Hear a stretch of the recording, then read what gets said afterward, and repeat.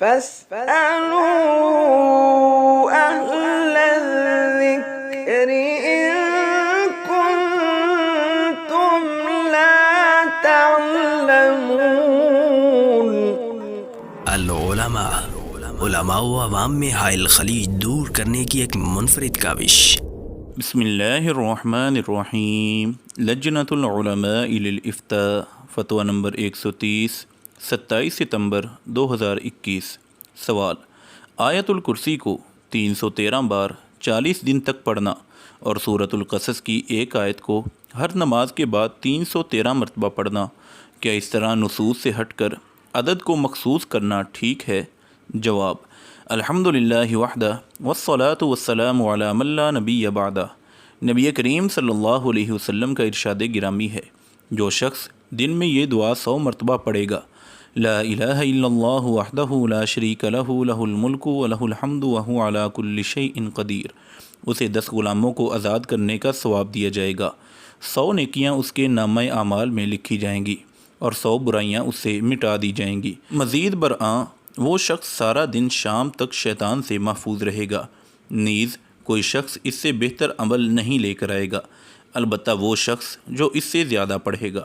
اس حدیث میں مذکورہ دعا یا وظیفہ کی 100 کی تعداد کی تحدید کرنے کے بعد اس سے بھی زیادہ پڑھنے اور اس پر ثواب کا ذکر ہے، جس کا مطلب ہے کہ وظائف کے سلسلے میں مسنون تعداد سے زیادہ پڑھنے میں کوئی حرج نہیں۔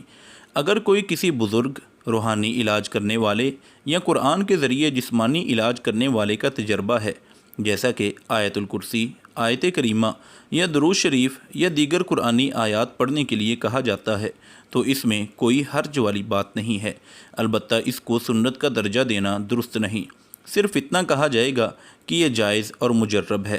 مثلاً ہمارا تجربہ ہے کہ جو شخص سورۃ الفاتحہ اور سورۃ البقرہ کی پہلی آیات اور آیت الکرسی اور 4 آخری کل ایک خاص ترتیب اور مقدار سے پڑھے تو اللہ کے فضل و کرم سے اسے کوئی تکلیف نہیں ہوتی۔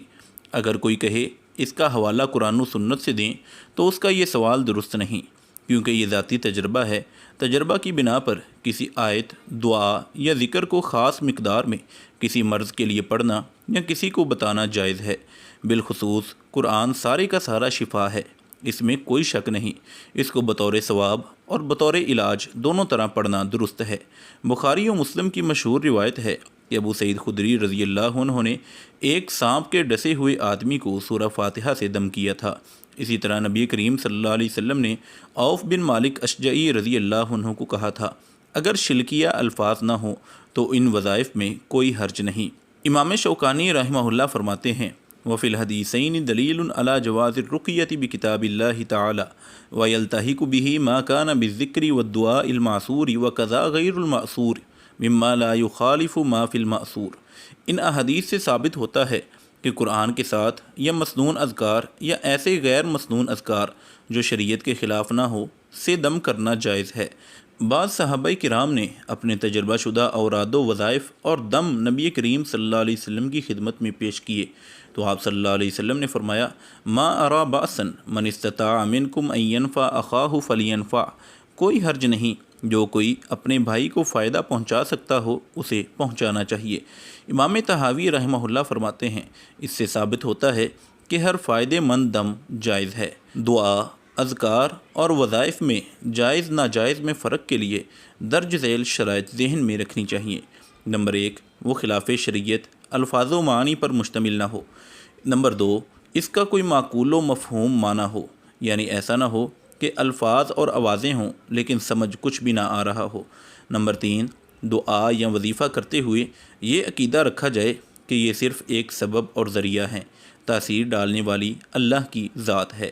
وآخر دعوانا ان الحمدللہ رب العالمین۔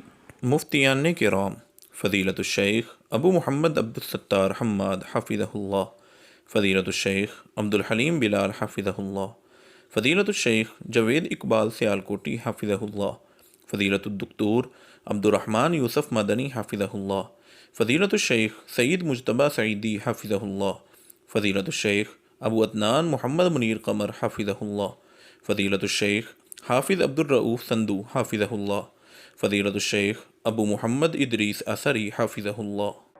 العلماء، علماء و عوام میں حائل خلیج دور کرنے کی ایک منفرد کاوش